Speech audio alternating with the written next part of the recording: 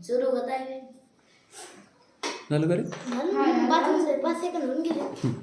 चला आपल्याला काय बघायचंय समीकरणाची उकल. त्याच्यामध्ये बघू नका कुणी आहे का नाही. आता जी काही समीकरणाची उकल आहे, आता समीकरणाची उकल आपण कशाला म्हणतो तर ज्या काही चलाच्या, चल म्हणजे कोणतं या ठिकाणी x आहे, मग चलाच्या ज्या किमतीने आपलं समीकरणाच्या दोन्ही बाजू समान होतात त्याला काय म्हणतो आपण, त्या समीकरणाची उकल म्हणतो. आता बघा सिंपल, चलाच्या ज्या किमतीने समीकरणाच्या दोन्ही बाजू संतुलित राहतात. संतुलित राहतात म्हणजे काय राहतात, ही पण बाजू आणि ही पण बाजू कशी राहते, समान राहते. तेव्हा त्या किमतीला आपण काय म्हणतो, त्या समीकरणाची उकल. हा x म्हणजे काय आहे या ठिकाणी, x म्हणजे काय आहे. आता बघा, आता x ची किंमत काढायची म्हणजे आपल्याला त्या समीकरणाची काय काढायची आहे, उकल काढायची आहे. आता तुम्हाला बघितलं की लगेच तुम्ही म्हणता अरे इकडे 8 आहे इकडे 3 आहे, मग x ला बरोबर 5 घेतलं, 5 आणि 3 8 बरोबर 8 आपल्या समीकरणाची उकल झाली, 5 आपल्या समीकरणाची उकल झाली. परंतु तसं नाही डायरेक्ट काढायचं, डायरेक्ट काढायचं नाही. कसं काढायचं बघा. आता बघा 3 अधिक x बरोबर किती आहे आपला 8 आहे बरोबर. मग मला सांगा या 3 ला इकडे कुठलं चिन्ह नाही, धनही नाही आणि ऋणही नाही, म्हणजे या 3 ला कोणतं चिन्ह असतं, अधिकचं. म्हणजे कोणतं चिन्ह असतं, धन चिन्ह असतं. मग मला सांगा आता मी x बरोबर 8 घेतला, ठीक आहे, हे दोन घेतले. आता हा 3 राहिला, या 3 ला मला इकडे घ्यायचे कारण मला एका साईडला चल आणायचे बरोबर. मग या 3 ला या बरोबर चिन्हाच्या जर इकडे घेऊन गेलं, जर या ठिकाणी अधिक असेल तर त्या ठिकाणी काय होतं, वजा होतं. जर इथं वजा असेल तर बरोबर चिन्हाच्या पलीकडे जाऊन तो काय होतो, अधिक होतो. परंतु इथं अधिक आहे, मग इकडे जाऊन काय होईल, वजा होईल. म्हणजे हा धन इकडे जाऊन काय होईल, ऋण 3 होईल. ठीक आहे, मग x बरोबर आलं, x बरोबर आलं का.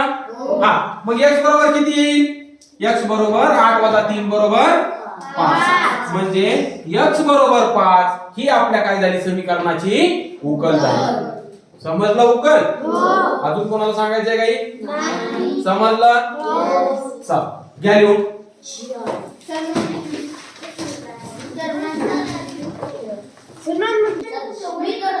हा चला आता बघा, ही उकल काढण्याचं अजून एक प्रकारे आपण काढू शकतो. कसं बघा, या ठिकाणी किती दिले रे आपल्याला, 3 अधिक x बरोबर 8. आता मला सांगा एखाद्या समीकरणाच्या दोन्ही बाजूमधून कोणतीही संख्या वजा केली किंवा कोणतीही संख्या जर आपण त्याच्यामध्ये मिसळली तर त्या ठिकाणी त्या समीकरणाची किंमत बदलत नाही, बरोबर आहे नाही. मग या ठिकाणी मला किती 3 उडवायचे, हे 3 काय करायचे, मला उडवायचे. म्हणजे मग मला या ठिकाणी काय करावं लागेल, हा तिथं धन आहे, या 3 मधून जर मी 3 वजा केलं तर इथं 0 होईल का नाही, होईल का नाही, होईल का. हा 3 - 3 आणि हे अधिक x जशास तसं घ्या, ठीक आहे. पण आता मी इथं वजा 3 घेतलं एक्स्ट्रा, मला इकडं पण वजा 3 घ्यावं लागेल का नाही, मग घ्या 8 - 3. मग हे वजा 3 अधिक 3 - 3 हे किती झालं, 0. आणि हे अधिक x बरोबर 8 - 3 5. आता x मध्ये 0 किती वेळेस जरी मिसळलं तरी x ची किंमत बदलल का, म्हणजे मग काय राहील, x बरोबर 5. आपण दुसऱ्या पद्धतीने पण हा असं समीकरण सोडवू शकतो. समजलं, सगळ्यांना समजलं, सगळ्यांना समजलं का. चला घ्या लिहून.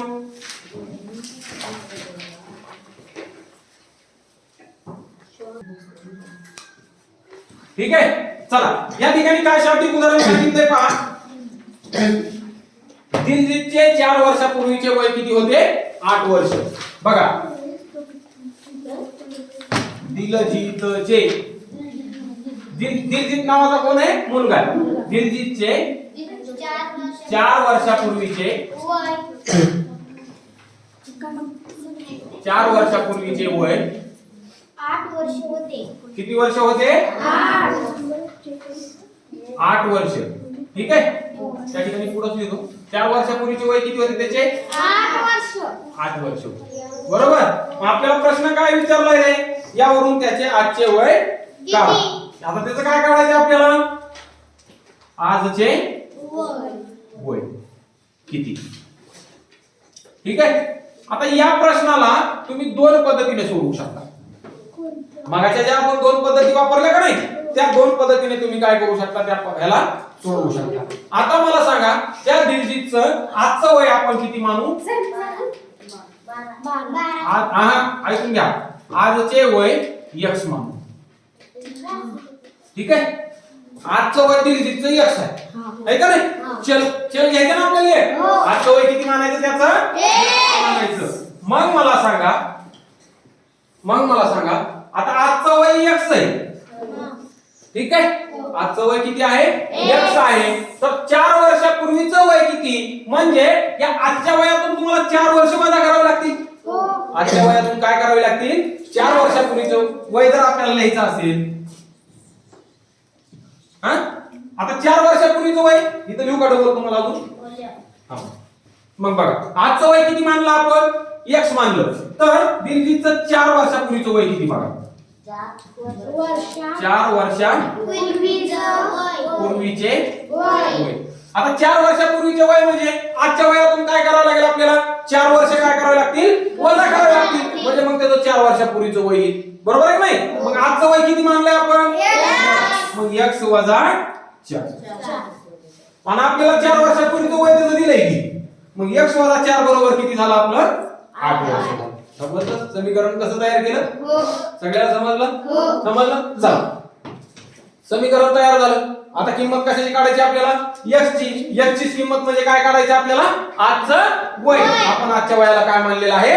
x मानलेलं आहे. मग आता मला सांगा x बरोबर हा वजा 4 आहे, हा वजा 4 आहे, हा वजा 4 बरोबर चिन्हाच्या दाग पलीकडे जाऊन कसा होईल रे?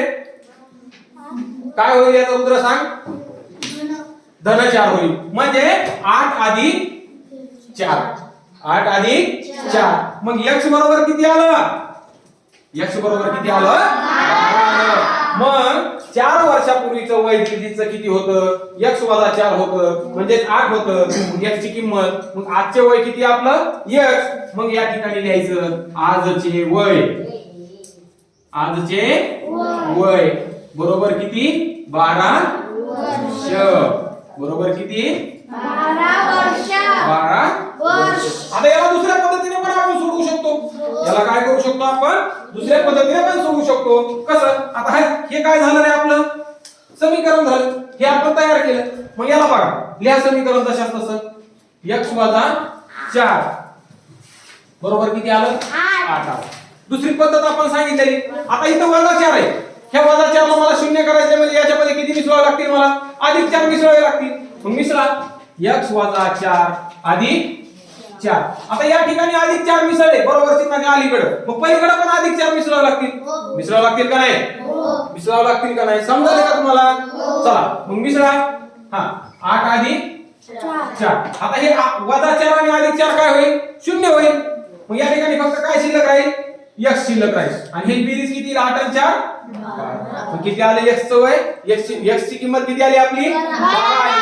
म्हणजे दिलजीतचे आजचे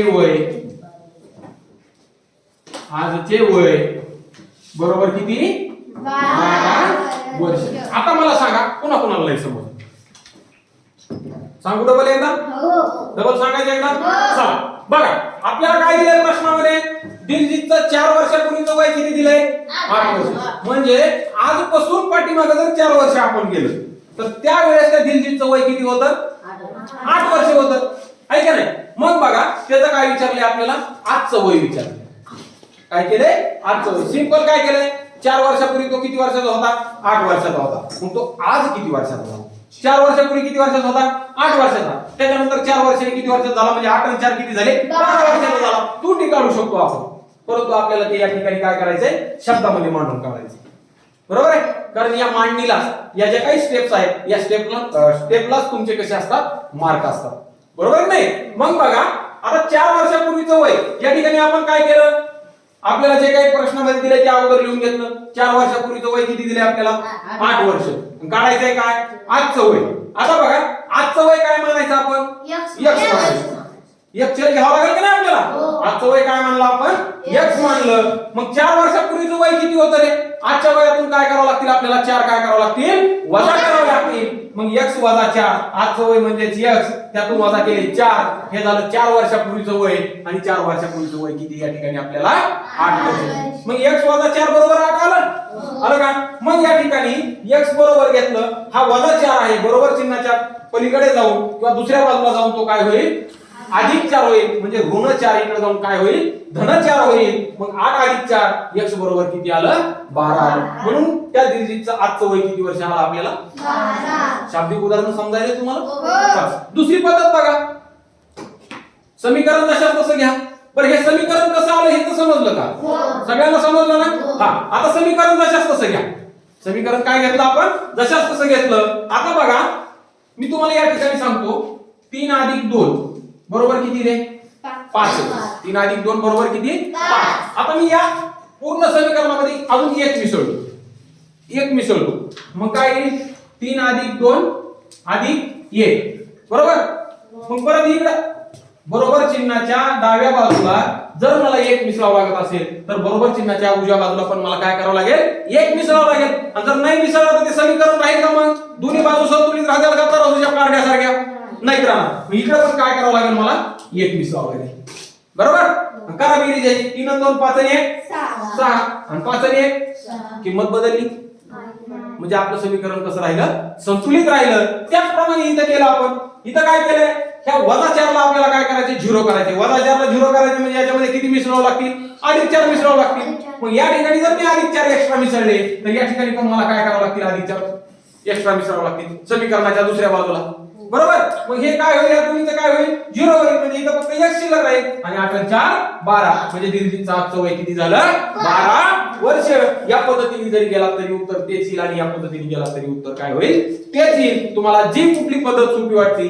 त्या पद्धतीने तुम्ही सोडवा ठीक आहे आता समजलं सगळ्यांना सगळ्यांना समजलं सगळ्यांना समजलं सगळ्यांना समजलं आवाज येणार गेला मला सगळ्यांना समजलं छान आता काय करा आता पूर्ण पुढचा उदाहरण संग्रह पूर्ण जो काही पुढचा उदाहरण संग्रह जो आहे तो सराव संच